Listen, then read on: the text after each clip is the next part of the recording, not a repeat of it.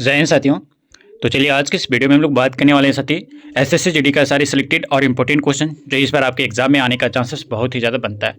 Same ऐसे question कराएंगे दोस्तों जो आपके एग्जाम में हूबहू ऐसा ही क्वेश्चन देखने को मिलेगा एसएससी जीडी के अंदर। ठीक है, तो आप शुरू से लेकर वीडियो लास्ट तक कंप्लीट देखिए, गारंटी के साथ बता सकते साथी आपका सिलेक्शन इसी पीडीएफ से और इसी चैनल से होने वाला है। ठीक है, तो काफ़ी देरी न करते हुए साथी वीडियो को शुरू करेंगे, लेकिन इससे पहले बता दें कि जो भी साथी अभी तक वीडियो को लाइक नहीं की तो लाइक कर लेना। अगर आप चैनल पर नए हो तो चैनल को सब्सक्राइब करके साथ ही नोटिफिकेशन ऑल पे कर लेना, ताकि आने वाले ऐसे सिलेक्टेड क्वेश्चन आपको टाइम टू टाइम मिलते रहे एसएससी जीडी के अंदर। ठीक है, और साथ ही बता दें कि एसएससी जीडी का इस बार सिलेक्शन लेना चाहते हो तो आप ये पेड पीडीएफ जरूर ले लेना। ठीक है, ये पेड पीडीएफ साथी ये दिए गए व्हाट्सएप पे मिलेगा जो आपको 100% सिलेक्शन तक लेके जाएगी इस बार ये सारे सिलेक्टेड क्वेश्चन। ठीक है, और साथ ही जितने भी क्वेश्चन बताएंगे ये आपके एग्जाम में किन्हीं ना किन्हीं शिफ्ट में पूछा गया क्वेश्चन रहेगा, और जितने भी क्वेश्चन बताएंगे ये आपके एग्जाम ओरिएंटेड ही रहेंगे, और क्वेश्चन के अलावा एक्स्ट्रा चीज़ें भी आपको बताया जाएगा साथी जो आपको बहुत ही ज़्यादा बेनिफिट मिलेगा। ठीक है, चलिए साथी काफ़ी देर न करते वीडियो को कंटिन्यू शुरू करते हैं। सबसे पहले बता दें साथी कि इससे पहले वाले प्रैक्टिस सेट जो भी बच्चे नहीं किए जब जाके कर लेना, क्योंकि दोस्तों उसमें बहुत ही ज़्यादा इंपॉर्टेंट वाले क्वेश्चन आपको करवाए हैं जो 100% आने का चांसेस बनता है। ठीक है, तो चलिए काफ़ी देर न करते वीडियो को कंटिन्यू शुरू करते हैं। साथ ही क्वेश्चन नंबर 1 यहाँ पे आपको पूछा गया, यहाँ पे देख सकते हैं इस वीडियो का फर्स्ट क्वेश्चन की निम्नलिखित में से कौन जो है ये प्रोटीन का एक प्रमुख स्रोत नहीं है? सोयाबीन, गेहूं, मछली या फिर साथ ही आपका चना। चलिए राइट ऑप्शन आपके सामने ये दोस्तों 13 फरवरी 2019 का सेकंड शिफ्ट में पूछा गया क्वेश्चन है। ठीक है, एसएससी जीडी के अंदर अगर आप अच्छे से पढ़ते हैं साथी, अच्छे से ध्यान से एकदम देखते हैं तो आपका सिलेक्शन की गारंटी देते साथी। चलिए एक भी क्वेश्चन मिस नहीं होने देंगे, इस बार सिलेक्शन की गारंटी है। ठीक है, चलिए इस क्वेश्चन का राइट आंसर अगर ऑप्शन नंबर बी सेलेक्ट के साथ ही गेहूं तो बिल्कुल राइट आंसर हो जाएगा, option number B will be correct answer. ठीक है, याद रखिएगा दोस्तों दुनिया भर में जो आहार प्रोटीन और आपका खाद्य आपूर्ति का जो अधिकांश गेहूं द्वारा जो है ये पूरा किया जा सकता है। ठीक है, लेकिन दोस्तों याद रखिएगा कि गेहूं में जो है आपका पाए जाने वाले एक प्रोटीन आपका ग्लूटेन के जो है कारक विश्व का जो है आपका 100 से लेकर आपका 200 लोगों में जो है 200 लोगों में से जो है एक व्यक्ति जो कि आपका पेट के लिए रोगों से ग्रस्त है, जो शरीर की जो प्रतिरक्षा प्रणाली का जो है इस प्रोटीन के जो प्रति हुई प्रतिक्रिया का जो है परिणाम देता है। ठीक है, और याद रखिएगा दोस्तों यहाँ पे सोयाबीन, मछली और चना जो है साथी ये प्रोटीन का जो है मुख्य स्रोत है। ठीक है, याद रखिएगा बहुत ही ज़्यादा इंपॉर्टेंट बन जाता है आपके एग्जाम्स के लिए। आगे आते हैं साथ ही अगले क्वेश्चन की ओर आते हैं। यहाँ पे आपका अगले क्वेश्चन पूछा गया कि आम टीवी रिमोट कंट्रोल द्वारा जो है निम्न में से किस तरह का जो उपयोग किया जाता है? 4 ऑप्शन आपके सामने साथी बताइए। बार बार बता रहे साथी अगर इस बार सिलेक्शन लेना चाहते हैं एसएससी जीडी के अंदर तो आप ये दिए गए व्हाट्सएप पे एक बार मैसेज कर लेना साथी, गारंटी के साथ बताते हैं आपका सिलेक्शन इसी पीडीएफ के अंदर से होने वाला है। ठीक है, बस जितने भी क्वेश्चन इसमें है बस उसको रिवीजन करके जाना एग्जाम से पहले। चलिए बताइए ऑप्शन साथी आपके सामने अल्ट्रासोनिक तरंगे या फिर साथी इंफ्रारेड तरंगे या फिर साथी आपका लेजर या फिर साथी आपका रेडियो तरंगे। बताइए टीवी के रिमोट में कौन सा जो है तरंग उपयोग किया जाता है? चलिए बताइए राइट आंसर बताइए साथी अगर पता है तो, अगर नहीं पता है तो वीडियो पे कंटिन्यू बने रहना। ठीक है, साथ ही अगर ऑप्शन नंबर यहाँ पे बी सेलेक्ट किया तो इंफ्रारेड तरंगे तो बिल्कुल राइट आंसर हो जाएगा, ऑप्शन नंबर बी। याद रखिएगा साथी बिल्कुल सटीक आंसर हो जाएगा। बता दें साथी कि आजकल के जो है रिमोट कंट्रोल जो है ये प्राय अवरक्त तरंगों यानी इंफ्रारेड रे का जो उपयोग करके जो है दूर से ही जो आपका कमांड देने का जो काम करते हैं साथी। और याद रखें कि वर्ष 1970 डेट आप जरूर याद रखिएगा साथी कि वर्ष 1970 के पहले डिजाइन किए गए रिमोट कंट्रोल अवसरंग तरंगे जिसको हम लोग अल्ट्रासोनिक टॉन्स कहते हैं। ठीक है, उसका प्रयोग किया जाता है कब? 1970 से पहले। लेकिन दोस्तों अभी जो किया जा रहा है ये इंफ्रारेड रे का जो है प्रयोग किया जा रहा है। ठीक है, और याद रखिएगा दोस्तों यहाँ पे लेजर का नाम आया तो याद रखिएगा कि लेजर वे तरंगे संक्रिय वेवलेंथ है जो विद्युत चुंबकीय और आपका वर्ण क्रम की जो है एक वर्णीय प्रकाश किरणें होती है। ठीक है, रेडियो तरंगे की अगर बात किया जा सकते हैं तो याद रखिएगा दोस्तों रेडियो तरंगे जो वे विद्युत चुंबकीय तरंगे जिनका तरंग दैर्घ्य 10 सेंटीमीटर और 100 सेंटीमीटर के बीच 10 सेंटीमीटर से लेकर आपका 100 सेंटीमीटर के बीच होता है साथी। और याद रखना कि ये मानव निर्मित भी होती है। ठीक है, और ये प्राकृतिक भी होती है। कौन? रेडियो तरंगे। याद रखिएगा बहुत ही ज़्यादा इंपॉर्टेंट बन जाता है आपके एग्जाम्स के लिए। ठीक है, ये क्वेश्चन दोस्तों आपके 2019 में पूछे गए क्वेश्चन है। ठीक है, आपके एसएससी जीडी एग्जाम्स में। चलिए आगे आते हैं साथ ही अगले क्वेश्चन की ओर आते हैं। यहाँ पे आपका अगले क्वेश्चन पूछा गया कि प्रोटीन की उपस्थिति का जो है परीक्षण करने के लिए जो है निम्नलिखित में से कौन सा जो है घोल आवश्यक है? बताइए साथी आयोडीन घोल या फिर साथी आपका कॉपर सल्फेट और आपका आयोडीन घोल या फिर साथी आपका आयोडीन और कास्टिक सोडा का घोल या फिर साथी आपका कॉपर सल्फेट और दोस्तों आपका कास्टिक सोडा का घोल। चलिए राइट आंसर बताइए साथी अगर पता है तो। नहीं पता है तो आप बिना स्किप करे जरूर देखिएगा साथी, जो भी एक्स्ट्रा चीज़ें बताया जाता है क्वेश्चन के अलावा वो एक्स्ट्रा चीज़ आप जरूर ध्यान में रखना। ठीक है, क्योंकि वही एक्स्ट्रा चीज़ें आपको फंसाते हैं आपके एग्जाम सेंटर पर। ठीक है, चलिए बताइए अगर साथी ऑप्शन नंबर डी सेलेक्ट यहाँ पे कॉपर सल्फेट और आपका कास्टिक सोडा का घोल तो आपका बिल्कुल सटीक आंसर हो जाएगा, option number D will be correct answer. ठीक है, याद रखिएगा दोस्तों यहाँ पे कि कॉपर सल्फेट और आपका कास्टिक सोडा का घोल जो कि आपका प्रोटीन की जो उपस्थिति का जो परीक्षण करने का जो आवश्यक घोल है साथी।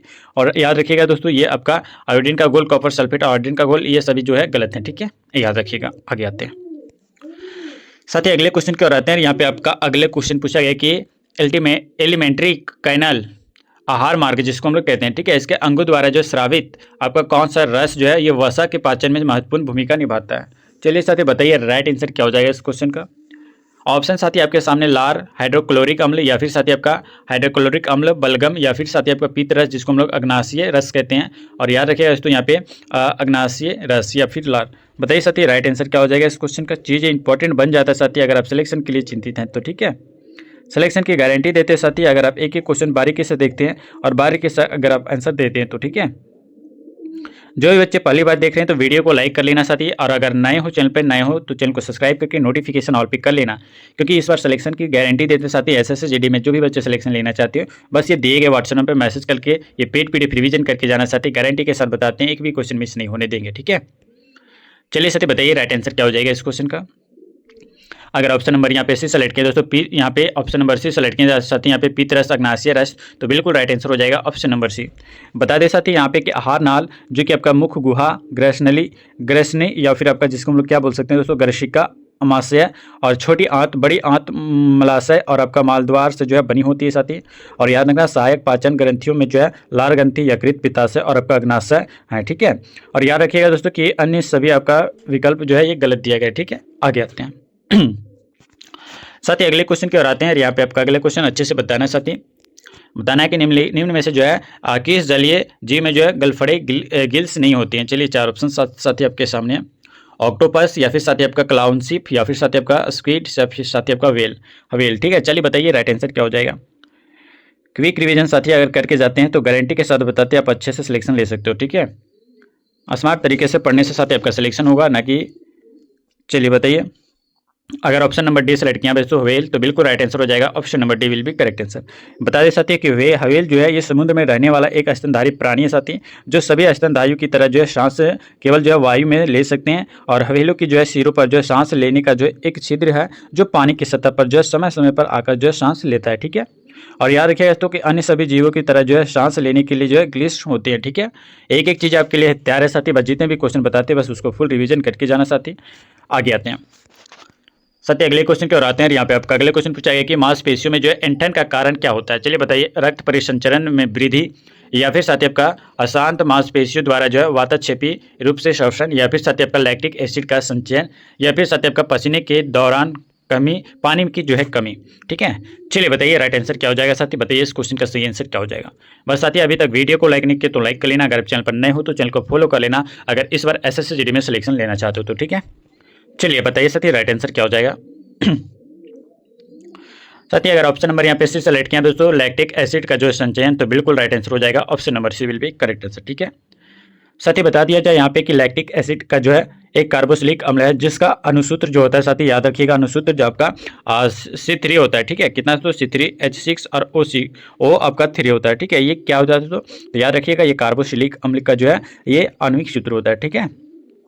और याद रखिएगा दोस्तों कि मांसपेशियों में जो है इस अम्ल के जो है एकत्रित हो जाने के कारण जो है ये आपका थकावट जो है पैदा होती है, ठीक है। और अन्य विकल्प जो कि आपका गलत दिया गया साथी आप बिल्कुल याद रखिएगा इस क्वेश्चन का, ठीक है। मांसपेशियों में ऐंठन का कारण क्या होता है साथी, तो याद रखना कि लैक्टिक एसिड का जो है संचयन हो जाता है, इसलिए दोस्तों मांसपेशियां जो है और हमें थकावट की जो है महसूस पैदा होती है, ठीक है। याद रखिएगा बहुत ही ज़्यादा इंपॉर्टेंट चीज़ आपको बता रहे हैं, डिटेल में इतना कोई नहीं बताता साथी। अगर अच्छे से सिलेक्शन लेना चाहते हो तो जरूर आप चैनल को फॉलो करना, ठीक है। बताना है दोस्तों कि जठर द्वारा जो स्रावित बलगम की भूमिका क्या है। चलिए बताइए पेट की परत की रक्षा करना या फिर साथी आपका भोजन में कीटाणुओं को जो है मारना या फिर साथी आपका वसा को पचाना या फिर साथी आपका प्रोटीन को पचाना। बताइए जठर द्वारा स्रावित बलगम की भूमिका क्या है इसमें। चलिए बताइए चीज़ इंपॉर्टेंट बन जाती है साथी अगर इस बार एसएससी जीडी में सिलेक्शन लेना चाहते हो तो। साथ ही अगर ऑप्शन नंबर यहाँ पे ए सेलेक्ट किया दोस्तों पेट की जो परत की रक्षा करना, तो बिल्कुल ऑप्शन नंबर ए आपका सटीक आंसर हो जाएगा, ठीक है।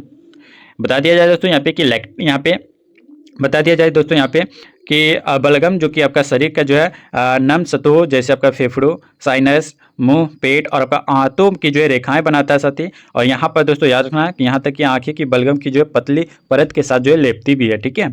कौन? बलगम। और याद रखिएगा दोस्तों कि यह उत्तक को जो है सूखने से जो कि आपका बचाने के लिए एक स्नेहक आपका का काम करता है साथी। यह रक्षा की जो एक पंक्ति भी मानी जाती है, जठर। ठीक है, याद रखिएगा, इंपॉर्टेंट है। आगे आते हैं साथ ही अगले क्वेश्चन कर आते हैं। यहाँ पे आपका अगला क्वेश्चन पूछा गया साथ ही कि किस घरेलू कचरे में जो है आपका रिसाइकलिंग, जिसको हम लोग पुनर्चक्रण की जो है एक उत्कृष्ट संभावित है। चलिए बताइए, प्लास्टिक, रबड़, या फिर आपका साथी सब्जी के छिलके, या फिर साथी आपका धातु। बताइए साथी राइट आंसर क्या हो जाएगा। अभी तक वीडियो को लाइक नहीं की तो लाइक कर लेना। अगर आप चैनल पर नहीं हो तो चैनल को फॉलो करके साथी और नोटिफिकेशन ऑल पे कर लेना। ठीक है, जो भी साथी को ये पेड पीडीएफ चाहिए तो आप ये दिए गए व्हाट्सएप पे मैसेज करके साथी ये पेड पीडीएफ ले लेना, ताकि आपका सिलेक्शन हो सके इस बार एसएससी जीडी के अंदर। ठीक है, चलिए बताइए साथी इस क्वेश्चन का राइट आंसर क्या हो जाएगा।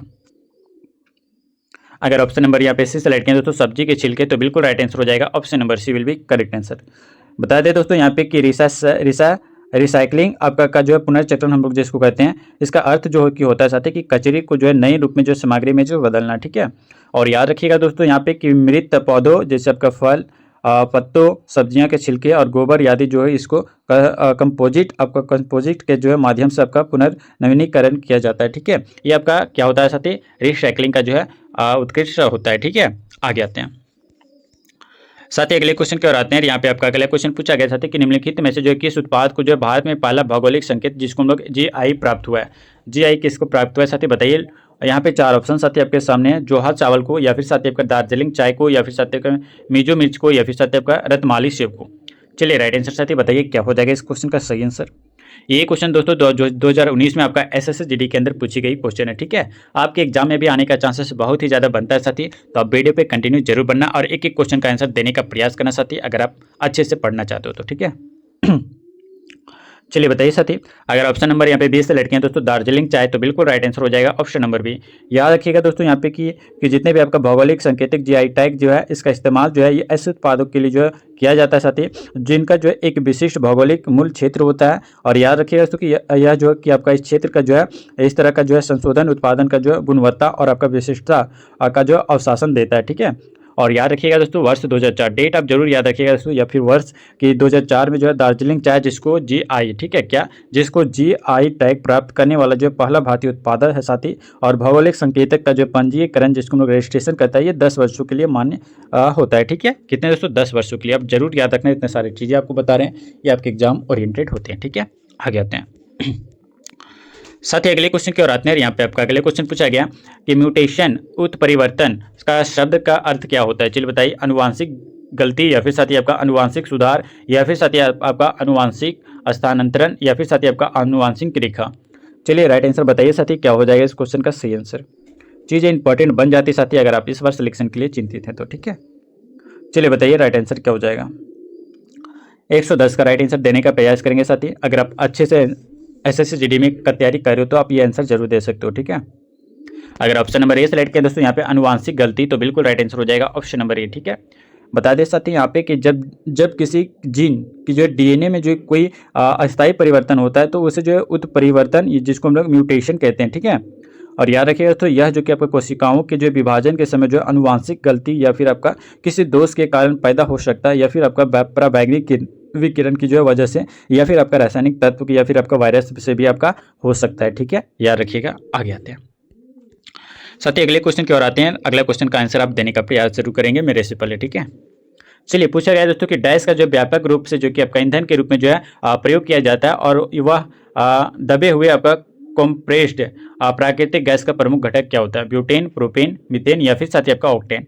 चलिए बताइए सही आंसर क्या हो जाएगा। इंपॉर्टेंट है साथ ही आपके एग्जाम में, ये 2019 में पूछा गया क्वेश्चन आपके एग्जाम्स के लिए। ठीक है, चलिए बताइए राइट आंसर साथी।